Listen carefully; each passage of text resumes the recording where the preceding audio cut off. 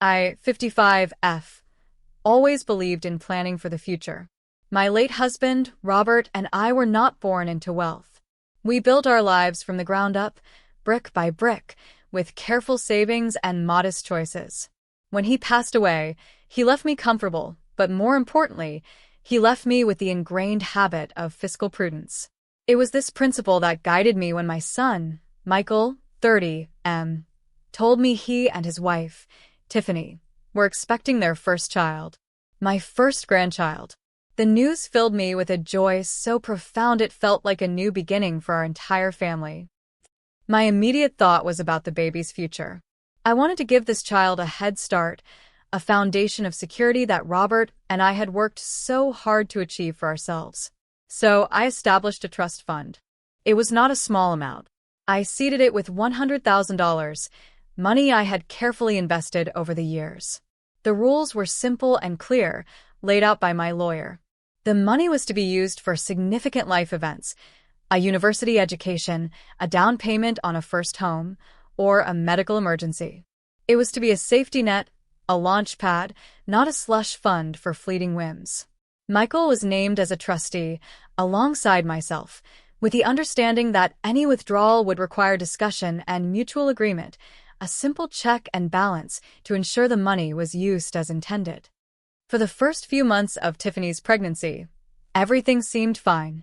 She was, as always, meticulously documenting every moment for her social media followers. Her online presence was something I never quite understood. Her days were a carousel of staged photographs, a perfectly placed hand on her barely there bump, expensive maternity clothes with brand tags conspicuously visible, lunches at trendy restaurants where the food was clearly chosen for its color palette rather than its nutritional value. I tried not to judge. Michael loved her, and she was the mother of my grandchild. I told myself that this was just a different generation with different values. My relationship with Tiffany had always been civil but cool. She treated me with a kind of polite condescension, as if I were a relic from a bygone era who couldn't possibly grasp the complexities of her modern life. She called my home quaint and my financial advice adorably old-fashioned. I bit my tongue and smiled, reminding myself that family harmony was more important than winning minor battles of ego. I focused on the baby, knitting tiny sweaters and planning the nursery decor for the room I was setting up in my own house for future visits. The gender reveal party was something Tiffany talked about for weeks. It was, in her words, going to be the event of the season. I had pictured a nice backyard barbecue, maybe a cake with colored frosting inside. That was my idea of a celebration. Tiffany's vision was, it turned out, significantly grander. She talked about venues, caterers, and a guest list that seemed to include every person she had ever met. I offered to contribute, suggesting I could pay for the catering. "Oh, that's sweet, Sarah," she had said, her voice dripping with faux gratitude. "But we're looking for a very specific culinary experience. It's all part of the aesthetic." I let it go. It was her party, after all. Michael seemed stressed by the planning, his phone buzzing constantly with calls from vendors. When I asked him about the budget, he was evasive. "Tiffany has it under control, Mom," he said, rubbing his temples. "She has a vision." I had a feeling that Tiffany's visions tended to be expensive, but I held my peace. I trusted my son. I trusted that he, at least, had inherited some of his father's common sense. I trusted that he understood the purpose of the trust fund and the sanctity of the promise it represented. That trust was my first mistake. The call that shattered my peace came on a Tuesday morning. It was from Mr. Davison, the financial advisor who managed the trust. He was a dry, meticulous man, not prone to casual chatter. "Sarah, good morning," he said, his tone unusually stiff. "I'm calling to confirm a recent distribution from the juvenile trust account." I felt a slight chill. "A distribution? I haven't authorized anything." There was a pause on the other end of the line. "Yes, well, Michael authorized it," Mr. Davison said carefully. Given that he is a co-trustee, his signature was sufficient. But the amount was substantial, and the stated reason was vague, so I felt it was my fiduciary duty to inform you directly. My heart began to beat a little faster. Substantial? How substantial? $45,000, Sarah, he said. The transfer was completed yesterday morning. The reason listed on the form was familial investment. $45,000. The number echoed in my head, a dizzying, nonsensical figure. It was nearly half the fund, an amount that could cover a full year of tuition at a top university. Gone. Just like that. Familial investment? I repeated, my voice barely a whisper. What on earth does that mean? I was hoping you could tell me, Mr. Davison replied gently. Is everything all right? I don't know, I said, my mind racing. I need to make a phone call. I hung up, my hand trembling slightly. My first thought was fraud. Someone had forged Michael's signature, or his online banking had been hacked. There had to be a rational explanation. Michael would never, ever take that much money from his own child's future without even mentioning it to me. He wouldn't. I dialed his number, a knot of dread tightening in my stomach. He answered on the third ring, his voice cheerful. Hey, Mom. What's up? Michael, I just got a call from Mr. Davison. I began, trying to keep my tone even. He told me about a withdrawal from the baby's trust fund. The silence that followed was heavy and telling. In that brief pause, I knew it wasn't fraud. It was something worse. Oh, that, he finally said, his voice losing its easy confidence. Yeah, I was going to tell you about that. You were going to tell me? I asked, the calm I was striving for beginning to crack. Michael, it was $45,000. What could possibly cost that much? It's an investment, Mom, he said, his words sounding rehearsed. It's for the baby. A social investment. To build our network and celebrate this new chapter. A social investment. I repeated slowly, the term tasting like poison. Michael, that's not what the money is for, and you know it. That money is for college. For a house. For security. Not for a party. It's not just a party, he snapped, his defensiveness flaring. It's important. Tiffany says it's crucial to establish our family's social standing right from the start. It's an investment in our child's social future. I felt a wave of disbelief, so strong it almost made me laugh. It was the most ridiculous justification I had ever heard. He was parroting her. These were Tiffany's words, her flimsy, self-serving logic. So, Tiffany knows about this withdrawal? I asked, my voice cold. Of course, he said. It was her idea. She's the one with the vision. The vision. There it was again. Tiffany's vision, funded by my grandchild's future. The betrayal was sharp and deep. It wasn't just about the money. It was about the complete and utter disregard for my wishes, for Robert's legacy, for the very purpose of the gift. They had gone behind my back and plundered their own child's nest egg. I see, I said, my voice dangerously quiet.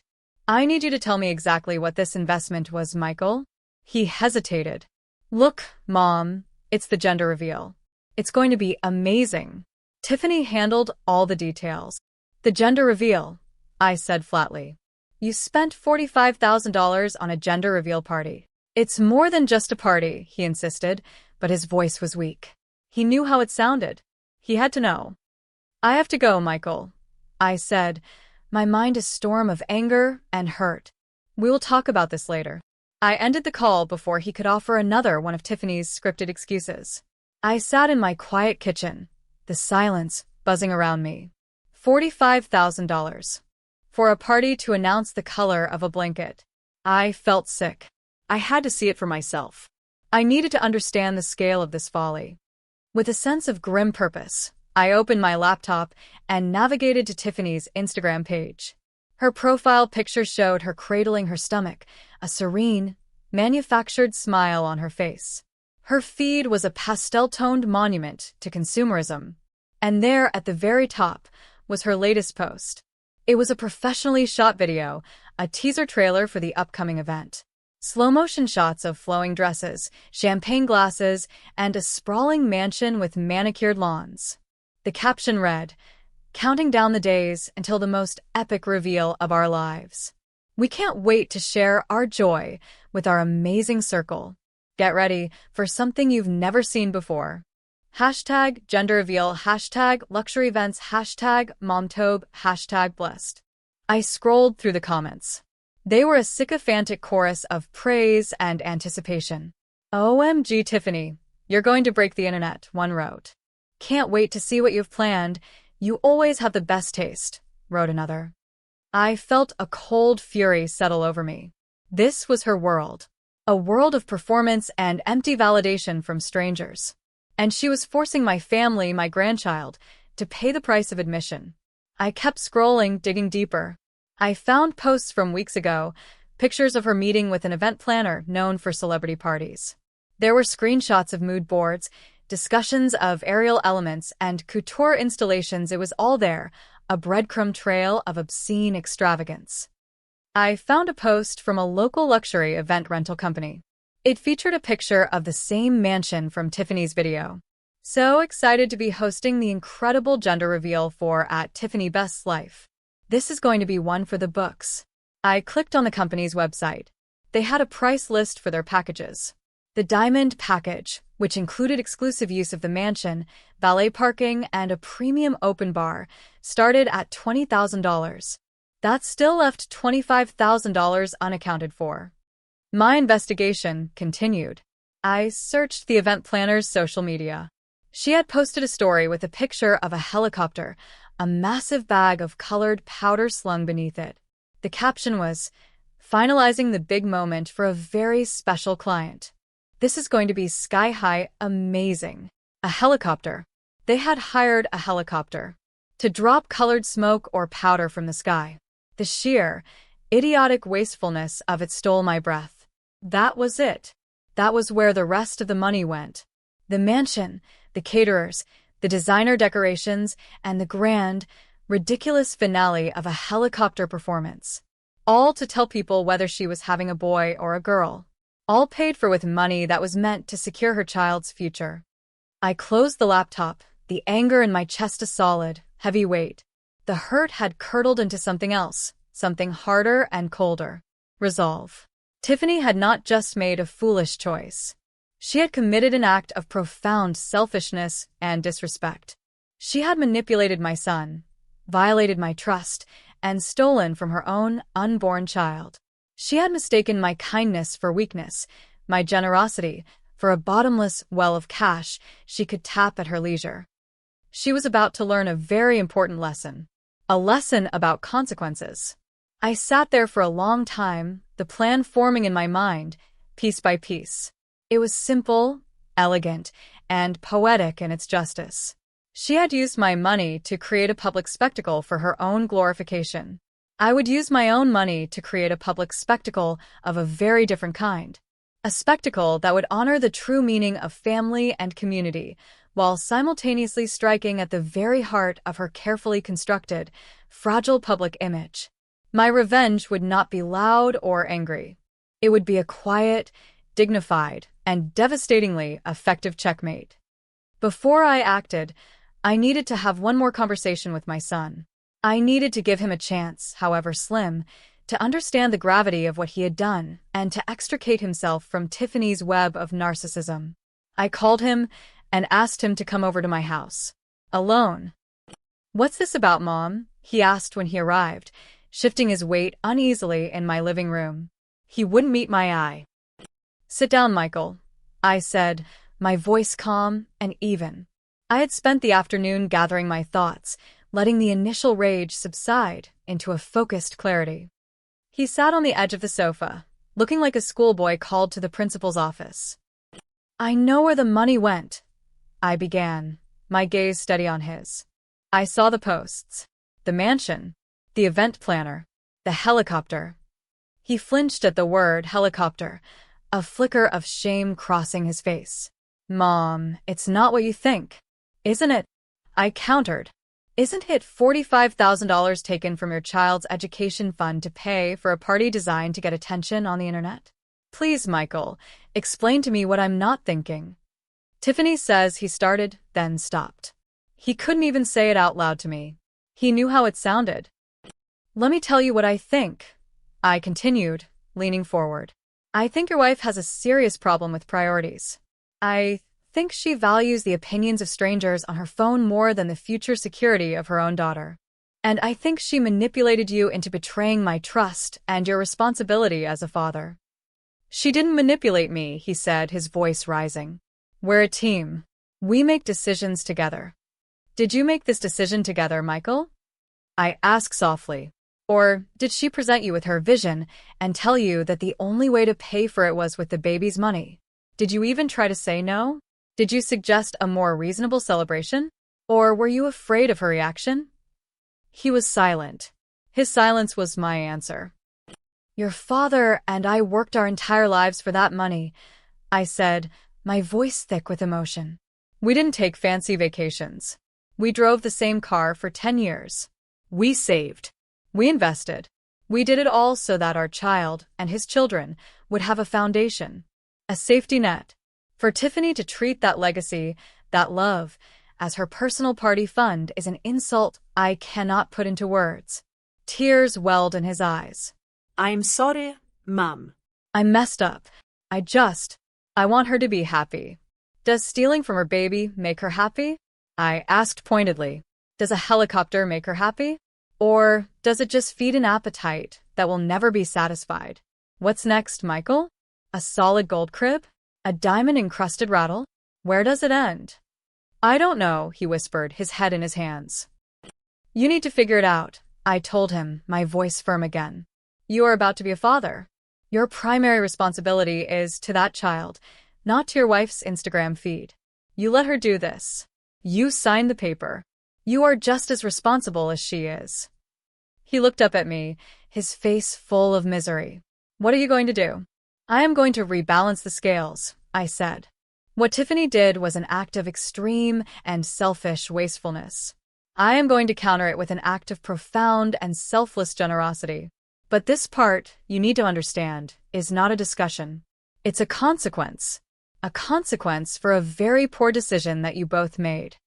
He just nodded, too defeated to argue. He knew he had no ground to stand on.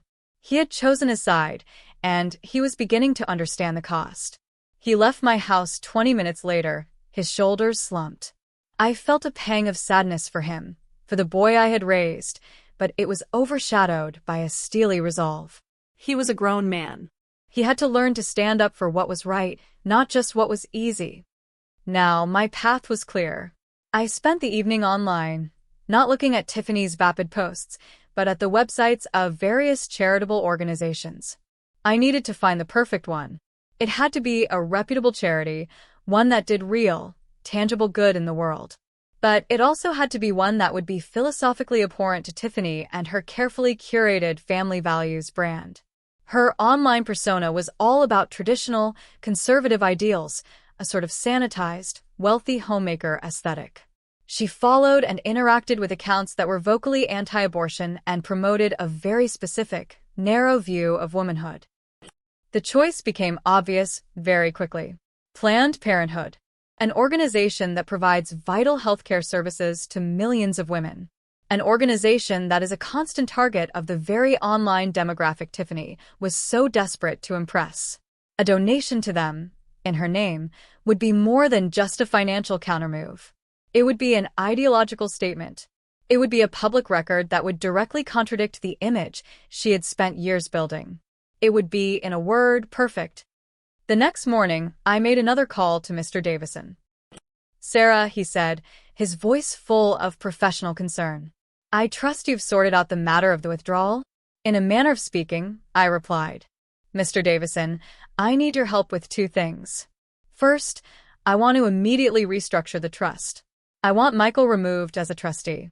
From now on, I will be the sole trustee, and any distribution will require the co-signature of my lawyer. Is that possible? Absolutely, he said without hesitation. Given the circumstances, I would strongly advise it. I'll have the paperwork drawn up this afternoon. Thank you, I said, feeling a weight lift from my shoulders. The fund was now secure. Second, I would like to make a personal donation from my own accounts. I want to transfer $45,000 to an organization. Of course, he said. Which organization? I took a deep breath. Planned Parenthood Federation of America. There was a brief, almost imperceptible pause.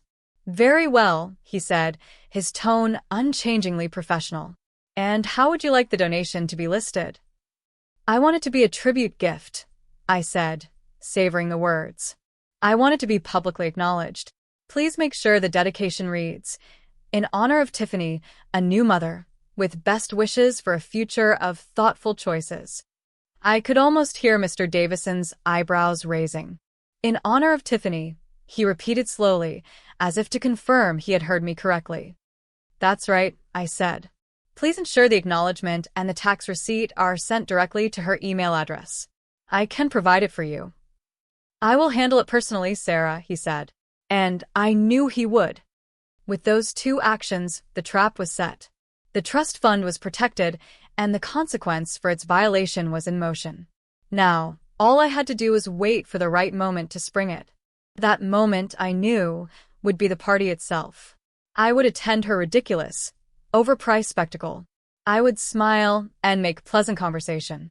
I would watch her bask in the glow of her ill-gotten glory. And then, when her triumph was at its absolute peak, I would deliver the news. Not with a shout, but with a whisper that would dismantle her world more effectively than any bomb. The day of the gender reveal party arrived. It was a sun-drenched Saturday, the kind of perfect weather that Tiffany would no doubt claim she had manifested. I drove to the rented mansion, a pit of cold anger in my stomach. Valets in crisp white jackets took my car. The sound of a string quartet drifted from the sprawling backyard. The place was teeming with people, all dressed in expensive pastel outfits, all looking like they had stepped out of a magazine. I saw Tiffany holding court near a towering floral arrangement. She was wearing a flowing white dress that accentuated her baby bump, a beatific smile plastered on her face. She looked like a queen surveying her kingdom. When she saw me, her smile tightened almost imperceptibly. "Sarah, you made it," she exclaimed, gliding over to kiss the air next to my cheek. "Isn't it all just a dream?" "It's certainly something," I said, my voice neutral. "You've gone to a lot of trouble." "Nothing is too much trouble for our little miracle," she said, patting her stomach. "We wanted to create a core memory for her." I resisted the urge to point out that an unborn baby cannot form memories. "Where is Michael?" I asked. "Oh, he's around here somewhere," she said dismissively, already scanning the crowd for someone more important to talk to. "Probably stressing about logistics. He's not great with the big picture, you know." I found my son near the bar, looking pale and exhausted. He was fidgeting with his tie, his eyes darting around nervously. "Mom," he said, his voice low. "You came?" "Of course I came," I said. "I wouldn't miss the $45,000 party. I feel like I'm a major sponsor." He winced. "Please don't. Not today." "Don't worry, Michael," I said, patting his arm.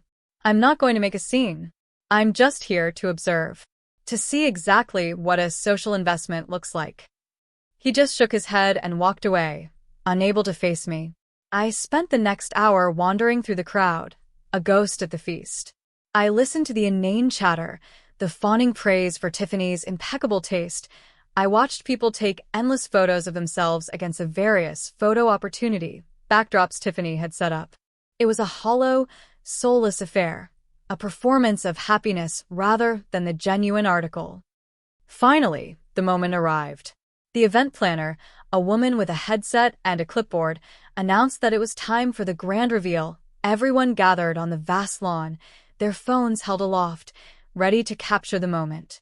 Tiffany and Michael stood on a small, raised platform, their arms around each other. Tiffany looked ecstatic, soaking in the attention. Michael looked like he was about to be sick. "Thank you all so much for coming to share this magical day with us," Tiffany trilled into a microphone. "Michael and I are so blessed, and we are beyond excited to find out if we're having a little prince or a little princess." She pointed to the sky. In the distance, I could hear the thrumming sound of a helicopter approaching. A wave of murmurs and excited gasps went through the crowd. The helicopter grew closer, hovering directly over the mansion's lawn. It was a surreal, obscene sight. All that power, all that expense for this. A plume of smoke erupted from the belly of the aircraft. It was thick and vibrant. It was pink. The crowd erupted in cheers. "It's a girl," people screamed. Tiffany burst into theatrical tears of joy, burying her face in Michael's shoulder. He hugged her, but his smile didn't reach his eyes. He looked over her shoulder, and his gaze met mine. I held it, my expression unreadable. After the climax, Tiffany was radiant, accepting congratulations and compliments like a movie star on a red carpet. This was her moment of ultimate triumph. She had pulled it off. She had thrown the party of the year, and she had done it her way. She believed she had gotten away with it. I waited until the crowd around her had thinned slightly. I approached her, a placid smile on my face. "Congratulations, Tiffany," I said. "A girl. That's wonderful news." "Thank you, Sarah," she said, her smile smug. "I knew you'd come around." See? It was all worth it. We'll have these beautiful pictures and memories forever. Yes, it was quite the spectacle, I agreed. It got me thinking, actually, about legacy, about what we leave behind for our children. She looked at me, a flicker of confusion in her eyes. "Okay. You made a very grand gesture in honor of your daughter today," I continued, my voice soft and pleasant. "It was so inspiring that I decided to make a grand gesture of my own. Also in honor of your daughter. And in your name, of course." Her smugness returned, mixed with curiosity. "Oh, you bought her something? A pony? Just kidding. But what is it?" "It's a donation," I said. "A charitable contribution. Since the baby's trust fund clearly had $45,000 to spare for a one-day event, I thought it was only right to balance that out with a contribution of the same amount to a worthy cause." Her eyes widened slightly. The number got her attention. $45,000? You donated $45,000? Where? She asked, a greedy light in her eyes. No doubt she was imagining a hospital wing or a university scholarship with her name on it. This was the moment. I leaned in closer, as if sharing a secret. "I made the donation to Planned Parenthood," I said, my voice just above a whisper. I watched her face. It was a slow-motion collapse. The color drained from her cheeks. The smug smile froze, then crumbled. Her eyes, wide with shock, darted back and forth as if looking for an escape. "What?" she breathed, the word barely audible. "Planned Parenthood," I repeated clearly. "A $45,000 donation. In your name. Tiffany. The mother of this blessed new girl." I thought it was a fitting tribute, an investment in women's futures, you see. To match your investment in a helicopter. She stared at me, speechless. Her mind was clearly racing, processing the implications. Her followers. Her sponsors. Her conservative family. The entire, carefully crafted image she had built, predicated on a specific set of values, had just been publicly tied to an organization she and her online tribe considered their mortal enemy. You can't," she stammered, finding her voice. It was shaky, laced with panic. "You wouldn't." "I already did," I said calmly. "The transaction was completed yesterday. The confirmation email should be in your inbox. I made sure they sent it to you directly. And I also checked the box for public acknowledgement in their annual report. So your generosity will be a matter of public record. You're a philanthropist now, Tiffany. Congratulations." She looked like she was going to faint. Michael, who had drifted over, had heard the last part of our exchange. His face was ashen. "Mom, why would you do that?" he pleaded. "Because your wife stole from your daughter, Michael," I said, my voice hardening as I looked directly at him.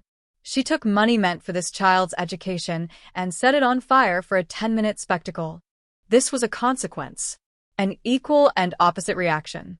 An act of profound wastefulness was met with an act of profound charity. It's perfectly balanced." Tiffany finally found her rage. "You did this to ruin me," she shrieked, her voice cracking. A few nearby guests turned to look. "You're a monster. You're trying to destroy my life." "Your life?" I asked, raising an eyebrow. I thought your life was about being a mother, about family, about blessings. This donation helps thousands of women and families. It provides healthcare, education, support. How could that possibly ruin you? Unless, of course, the image you project to the world is a complete and utter lie. She had no answer for that.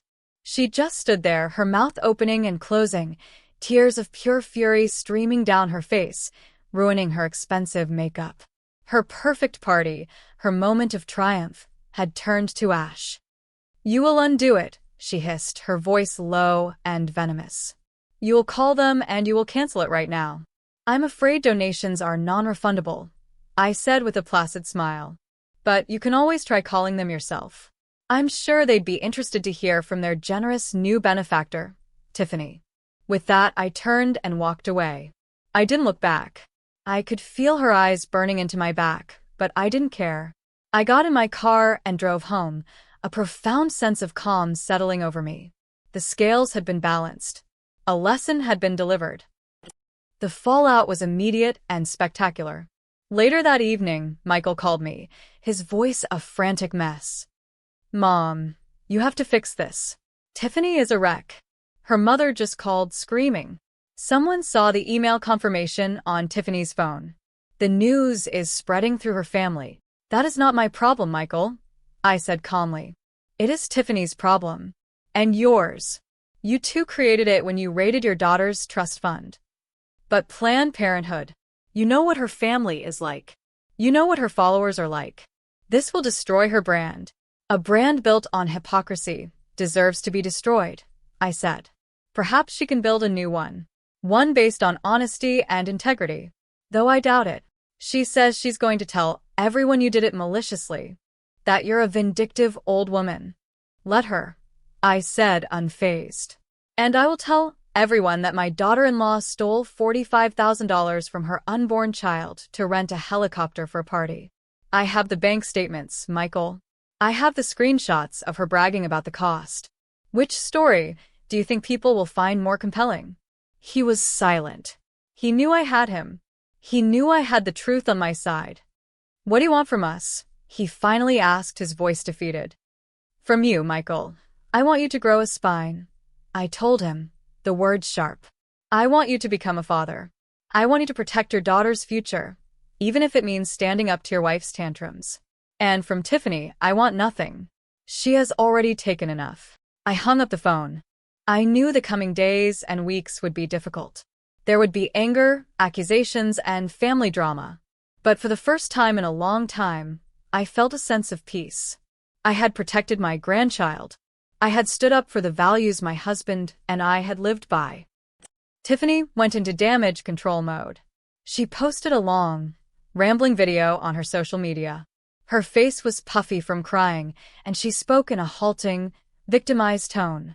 She claimed there had been a horrible misunderstanding and a malicious, targeted attack on her family. She said a donation had been made in her name without her consent, and that it went against everything she stood for. She never mentioned the amount. She never mentioned where the money for her party had come from. She played the martyr, the innocent victim of a cruel plot. Her loyal followers lapped it up, flooding her comments with messages of support and outrage on her behalf. But others were more skeptical. Anonymous accounts started posting questions. "But why would someone donate so much money in your name? It doesn't make sense. Hey Tiffany, I heard your party cost over $50K. Is that true?" The narrative began to slip from her grasp. I never said a word publicly. I didn't have to. The truth, as it often does, began to seep out through the cracks in her story. Her own family, while angry at me, were also furious with her for creating such a public mess and for her obscene spending. The story of the trust fund withdrawal began to circulate among them.